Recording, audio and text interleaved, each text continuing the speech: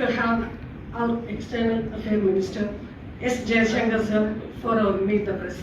During his hectic Kerala visit, he had sought time for us. On behalf of KWJ, sir, I welcome you for this Meet the Press and my dear colleagues. Sir, thank you for accepting the invitation. Thank you.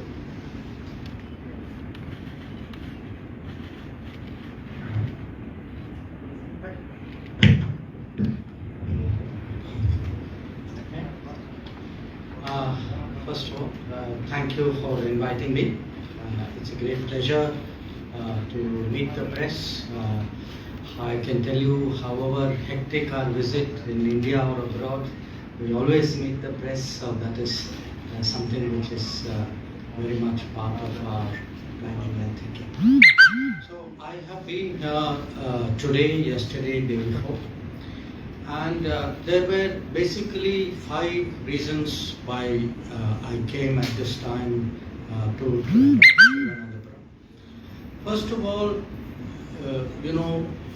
we are a big country, we are a federal country, we have many regions, many interests. So when it comes to foreign policy, the world looks very different depending on which part of India you are. So, for example, recently I was in Assam. When I was in Assam, my focus was much more northeast, look east, act east, Bay of Bengal. So that was a focus. I was then in Andhra. So then it was much more Bay of Bengal. If I am obviously in Punjab, it is something else. So when I come to, so we make it a point today to visit different parts of India, understand how the people there, the interest there, how do they view the world. I give you example, people in Kerala have a very special relationship with the Gulf. So you understand that better. So it is part of our foreign policy exercise to travel to different parts of India and look at the regional view of the world and incorporate that into our thinking. The second, of course, is that when I travel around the country, it is very often part of my program to meet intellectuals, to meet young people, to meet professionals, and spend time with them and talk to them about how the world is seeing India. Because today there are dramatic changes, very big transformations happening in India. The world is very interested. So how do they assess? I think it is very important that our people should know, especially our people who lead the thinking in society should know. So that is also something I came to do. I was very happy to do some. Yesterday evening I had an intellectuals meeting. Day before I had a meeting with young people. So that was another reason. The third was I travel a lot in the world. Okay. In a year, maybe 30, 40 times I go to different countries. Now people in the world want to know what is happening in India, what is happening on the ground in India. They want to know education, health, water, urbanization, gender situation, girls situation, state of economy, state of environment. So when it's very important for somebody who represents India, who goes abroad, who engages the world, to talk with a very strong sense of ground reality. So last 3 days, I spent a lot of time talking to people on the ground. I spent time today, for example, we went to Amrit Sarovar location. We went to a colony where Jal Jeevan Mission has delivered. Yesterday we met beneficiaries of many schemes which the central government has resourced or which it has been the driving force of. We looked at the state of the infrastructure, how much progress there is on various centrally financed schemes. And these are necessary to do because people who speak for India to the world must be accurate, must have a good sense, must capture the development which is going on, also must know the challenges which are taking place. The fourth reason, of course, is that all ministers, all cabinet ministers of the Union government, we are in many ways, I would say, the eyes and ears of the government, of the Prime Minister. We have opportunity to give feedback from the ground to him. So we are able to, from every visit, actually share with him what is happening in different parts of the world, so that he also has multiple sources of understanding and information. And finally, of course, as a member of the Bharatiya Janata Party, I came here to meet my colleagues to discuss with them the state of the party in this state. So these were all the reasons that brought me here. It's for me been a very good visit. Maybe it looked hectic to some. That is the pace with which ministers of Modi government run our lives. So we are on the move all the time. I can only say that, I found it very interesting. I go back much better informed. I got a lot of satisfaction from seeing delivery on many schemes, from meeting beneficiaries. And I also profited a lot from my interactions with people, from meeting intellectuals who gave me some suggestions what more we could do in foreign policy. So it was a combination of all of that. So I was very pleased with my visit. And of course, I'm very glad that today the Press Club has given me an opportunity to express some of these feelings to the meeting. Thank you very much.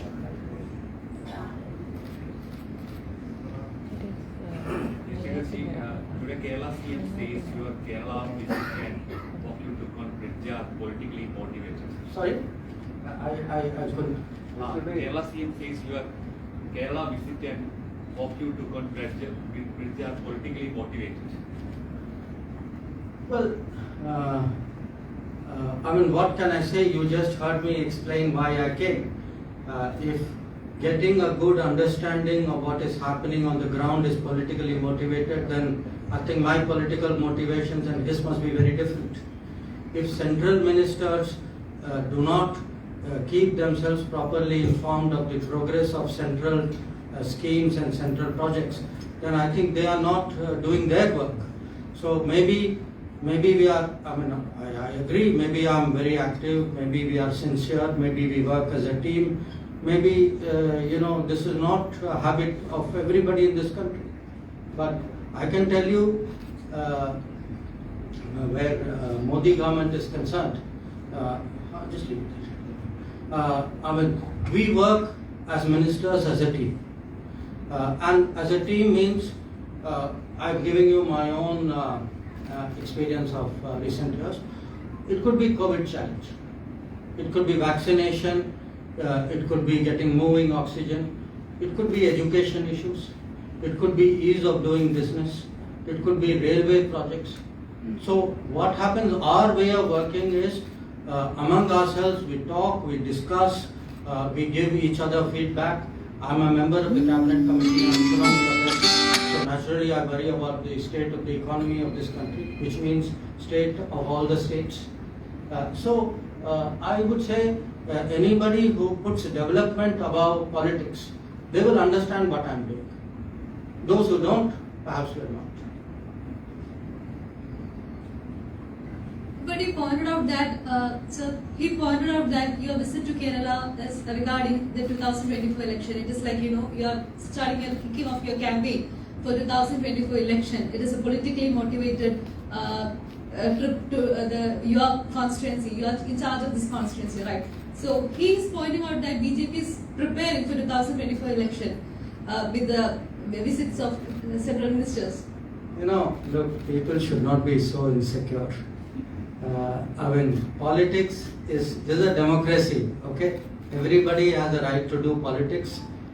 Everybody will naturally do whatever they have to do for the support of the political beliefs in which they have faith. But as you can see from my program, a very large part of my engagements were also devoted to monitoring, to assessing, to learning from the various initiatives which Prime Minister Modi has undertaken for the betterment of this country.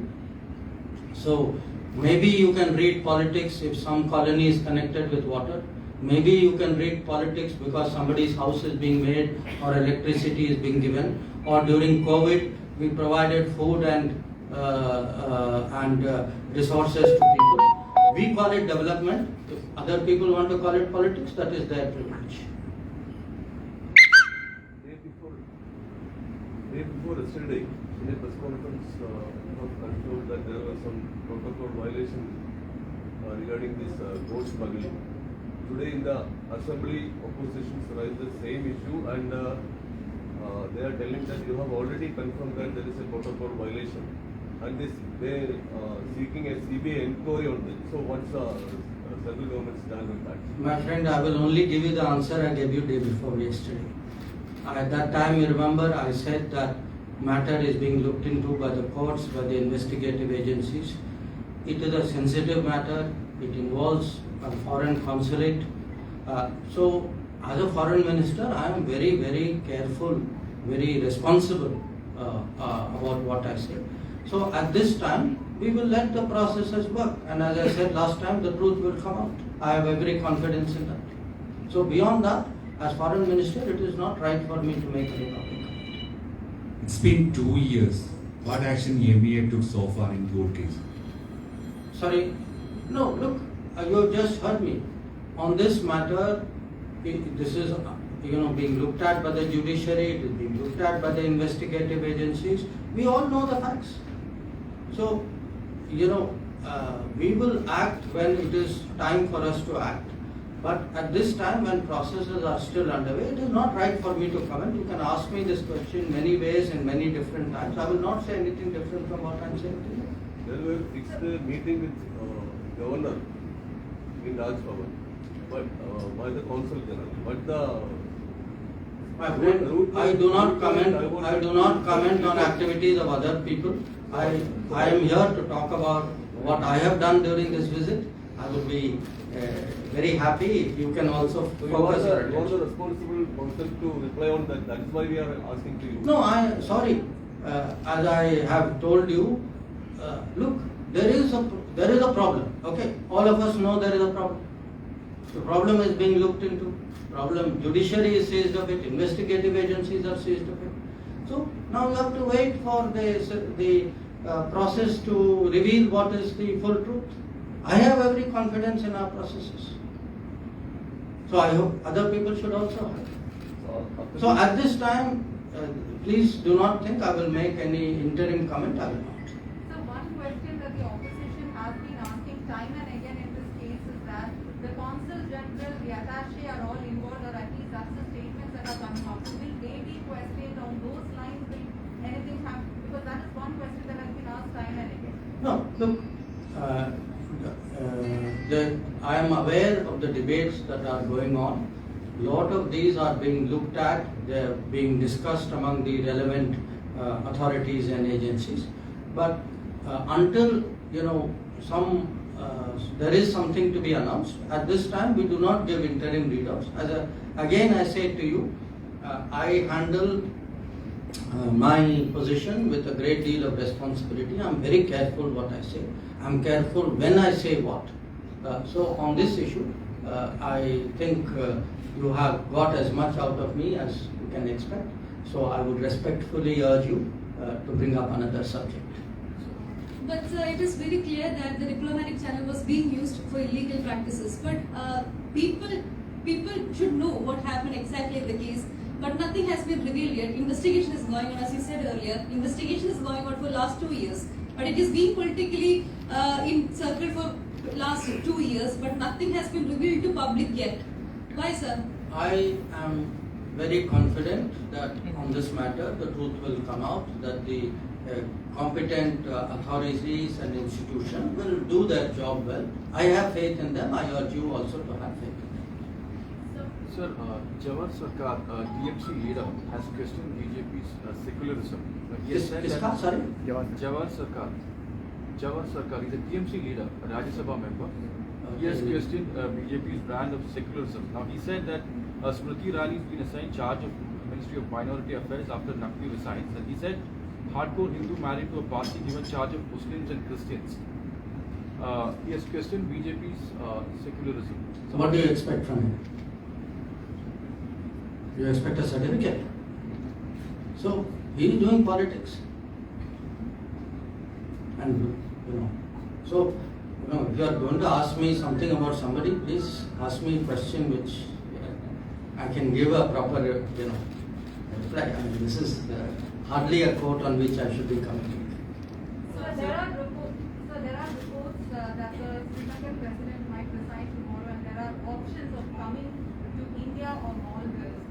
Would like to know your response on that. Is there anything what you can tell us at the moment? Well, the situation in Sri Lanka is very sensitive. It's very complicated. Even as we speak, many developments are taking place. What I can tell you is that our commitment, our support is for the Sri Lankan people because they are our neighbors, they are our friendly people. We want to help them to go through a very difficult phase in their lives. And because of this feeling of friendship, we have been extremely supportive of them in the last few months. Now, what are the political developments and what happens? Unless there is something which is, I see a lot of press reports, I see many things on social media, but you also know sometimes reports come and few hours or sometimes even few minutes later, same reports are denied. So we cannot keep commenting on everything which appears in social media and in media. If there are any developments, which relate to India, natural. In fact, if somebody says something also which is inaccurate, we clarify. You would see, for example, the High Commission in Colombo had issued a clarification both yesterday and day before, so that people have an accurate picture. So our focus right now is on the Sri Lankan economic situation. How can we help them? We are not involved in the other matters. So that is what is the situation. So will refuge be given to the political leaders if a situation arises? I have told you that our focus is on the economic aspects of the issue, and we are not concerned with the other matters. Sir, mostly aware of what Rahul Gandhi said today regarding Chinese incursions in Indian territory. So what is the official Chinese incursions of 1962 or Chinese incursions which are in Rahul Gandhi's mind? Right now. right now? He said it's going on increasing. Not 1960, right now. No, look, I didn't see anything particularly new on what his tweet said, because you all know that a large part of the problems we have on the boundary is because in 1962 the Chinese came and occupied large areas, including in Ladakh, and many of them are strategic areas, which obviously create challenges for our boundary forces. As to what has happened in the last 2 years, we have been very clear and very effective in ensuring that no attempt to change the status quo unilaterally on the line of actual control will be countenanced by us. At the moment, there are discussions which are going on between our side and the Chinese side. These are discussions which involve military commanders but also diplomats. So there is somebody from the foreign ministry also out there. These relate to friction points where we are very, very closely deployed vis-a-vis each other. And the focus is to see whether disengagement on those friction points are possible. In the last year, there has been very substantial disengagement. There are still some issues where both sides are very closely deployed. Those are ongoing discussions. I had myself raised that issue with the Chinese foreign minister a few days ago when I met him in Bali. So I think we have been very clear and very open about it. So I really don't know what the confusion is about. Sir, what about the maritime security concerns of India? Because as you know, India? For India, because as you know, the strategic relation or strategic involvement between Pakistan and China is increasing. You just had that Sea Guard naval exercise. It's no more a symbolic representation of a friendship between two countries. It's a strategic cooperation now. So how much India is concerned about that? No, look, I want to put this in the context of a larger approach of the Modi government. We have always given security a very, very high priority. In fact, number one priority in our foreign policy. So whenever we feel that country's security interests are in some way affected, we will do whatever we feel is necessary, whatever we feel is possible to ensure our security interests. Now we have demonstrated that in different situations. In some respects you saw that at Udi and Balakot. You also saw that even on the line of actual control with China, where even in the middle of COVID in 2020, we actually sent up an enormous number of troops so as to defend effectively the line of actual control. So and also we have and this relates to foreign policy, we have very strong relationships with different partners so that our access to technology, our access to equipment, our access to materials is the maximum possible. Now, when it comes to maritime challenge that you are referring to, we do recognize there is much more maritime activity in the oceans, in the seas which are south of us. We track it, we do whatever we feel is the countermeasures that we need to do. A lot of it naturally is done by us nationally, but we also work with partners and friends to ensure that global commons is secure, that there is the safety and security of maritime commerce is ensured. So it is both a national response as well as we do a lot of international cooperation in that. But I can assure you that in fact the maritime area gets a lot of attention and in fact for the first time after 2015 you actually have an integrated maritime strategy which we call SAGAR, so that all aspects of maritime strategy are coordinated, and we have actually a position called National Maritime Security Coordinator, which I must tell you a naval officer from Kerala currently occupies, Admiral Ashok Kumar.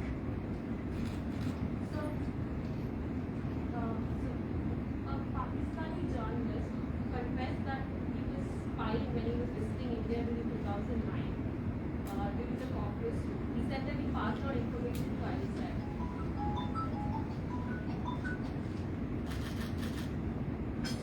ISI. I saw some glancing reference to that. I must confess I did not follow it in detail. But in any case, I mean, it is not a matter which I would have a comment. I mean, if he said that and, that is the report, what can I say? So coming back to Kerala, lastly you said that the issue of gold smuggling, diplomatic gold smuggling is very serious, and that has been raised by opposition in Assembly today. They asked for CBI investigation. Already all other central agencies are here, but now they ask for CBI investigation. What is your stand on this, sir? No, look, again, I put it to you this way. This is something where the agencies who are looking into it, the processes which are examining it, they will take whatever is the call. It is not, this is not a political matter. It is not a foreign policy matter. It is a matter of whether people have observed laws and rules and regulations and have done the right thing or not. It's a law and order matter. So what about opposition wants CBI to investigate, CBI to take... I heard you. But So, do you think the CBI... I have nothing more to say than what I have told you. So sorry, you had a question. More than 20 years that you've been associated with the former Prime Minister of Japan, Shinzo Abe. So how big a loss for you and for the country is this? I think it's a very big loss. It's a very big loss, certainly for Japan, because I would say, I read today statement, by former Australian Prime Minister, who said that in the last 50 years, he is the tallest leader that Japan has produced. I think it's a very big loss for India because in all the years I have been dealing with Japan for more than 25 years, and all the years nobody has been as strong a proponent of India-Japan relations as Shinzo Abe. So for us, he was the champion of the relationship. So in that sense, it is a loss. I think it is also a loss for the world because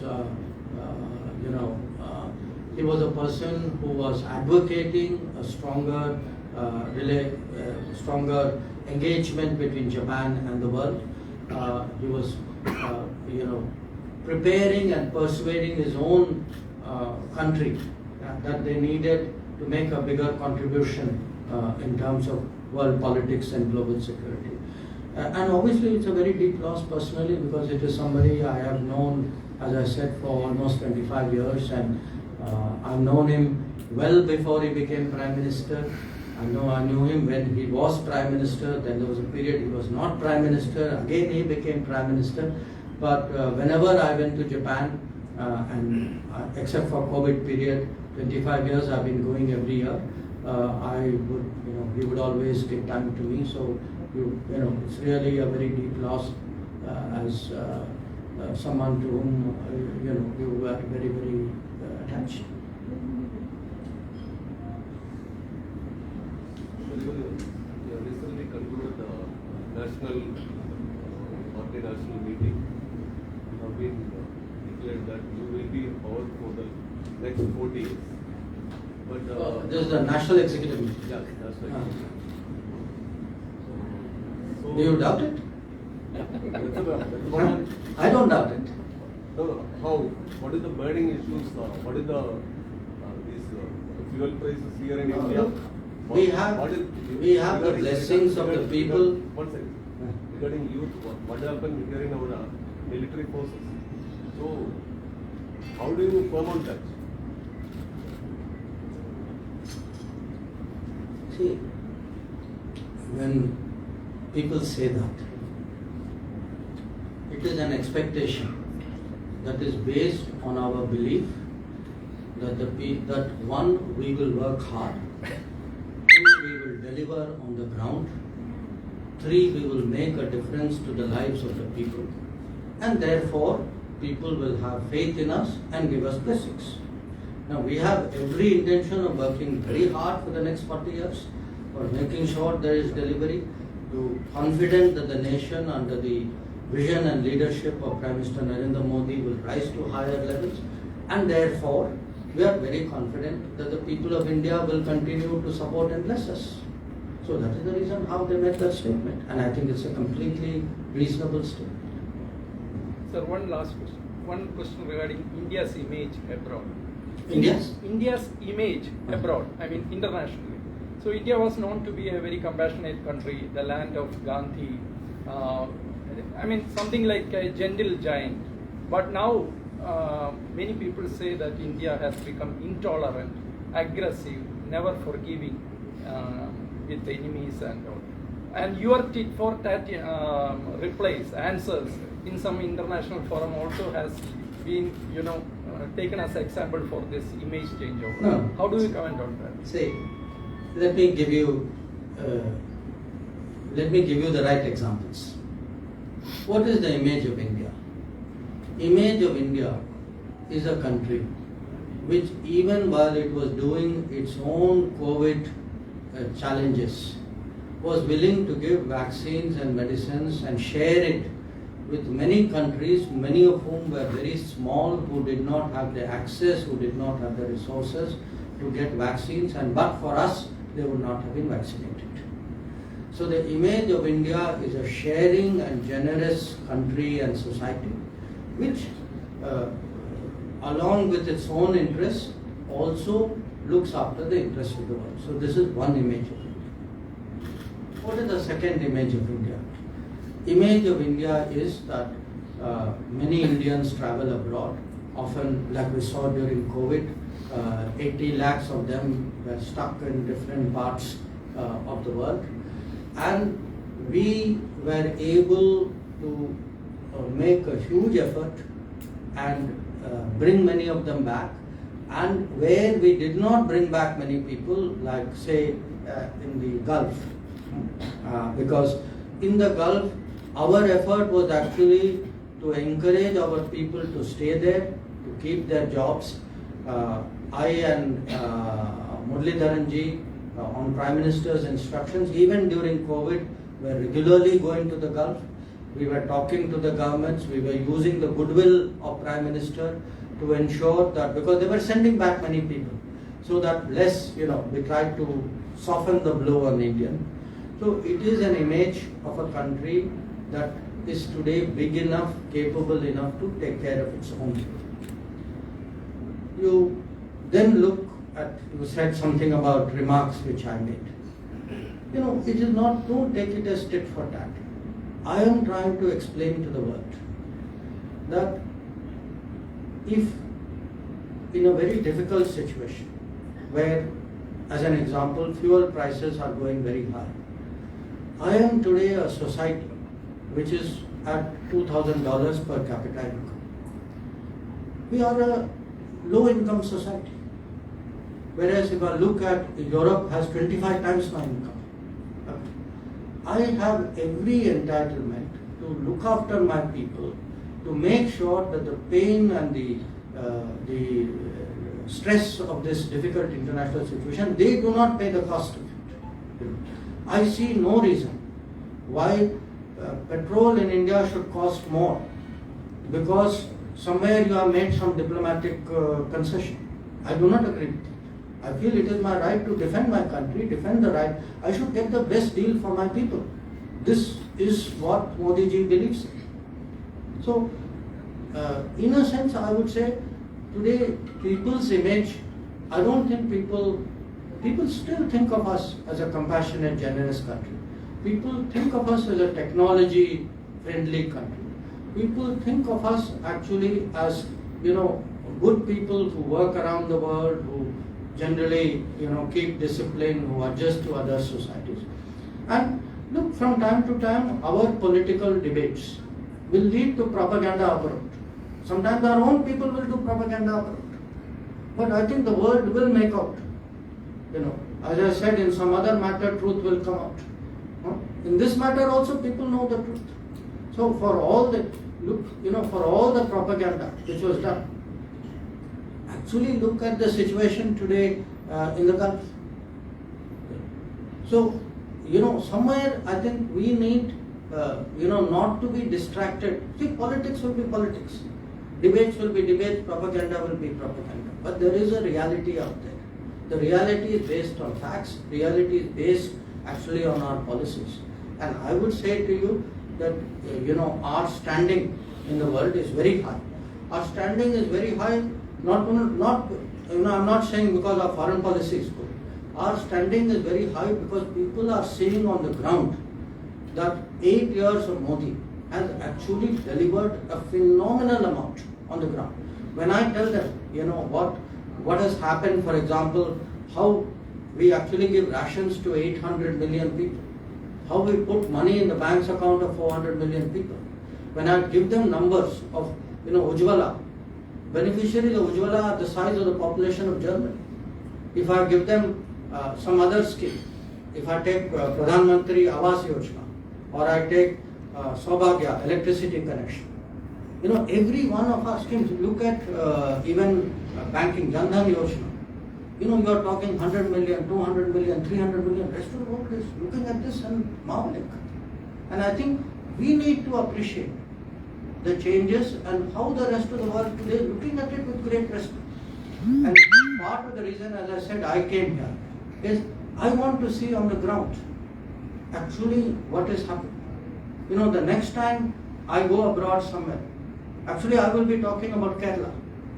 I will say I went to a place and I saw Jal Jeevan Mission working. I went to places where I saw multiple beneficiaries of schemes. That somebody said, yes, Kisan Samman Nidhi I get. Somebody said, Garib Kalyan Anna Yojana I get. Somebody said, Ujjwala I get. These are changing people's lives. And only when you have experienced it, you can go abroad, you can talk credibly about it. And I think today that sense of a changing India, see that poverty image of India is going on. This is India which is progressive. So I would suggest to you, actually our image has become better. So following Nupur Sharma's comment, there has been several Gulf countries have raised issues with that. So was there any kind of a fallout or any kind of issues that you had to face?